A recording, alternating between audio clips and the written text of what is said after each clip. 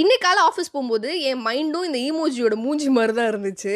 ஒரு மாரி செம்ம டல்லா, செம்ம டவுனா இருந்தேன். பட் அப்படி இருந்த என்னோட மூட டக்குனு அப் பண்ற மாரி இன்னைக்கு 2 விஷயம் நடந்துச்சு. என்னன்னு சொல்றேன் கேளுங்களேன். ஆஃபீஸ் வந்தாச்சு. என்னன்னே தெரியல. மைண்ட் ஒரு மாரி காண்டாவே இருந்துச்சு.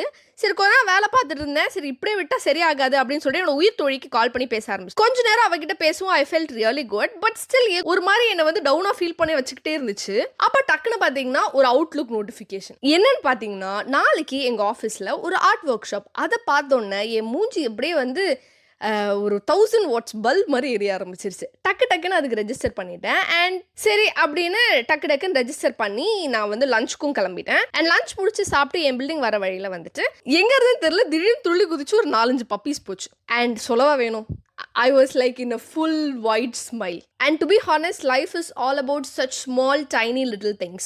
நம்ம ஹாப்பியா வாழ்றதுக்கு நம்மளை சுத்தி நடக்கிற நல்ல விஷயங்களை நமக்கு பிடிச்ச விஷயத்துக்கு கொஞ்சம் எக்ஸ்ட்ரா இம்பார்ட்டன்ஸ் கொடுத்து பார்த்தாலே நம்ம life is so good. Try பண்ணி பாருங்க, நல்லா இருக்கு. Bye bye, see you in the next vlog.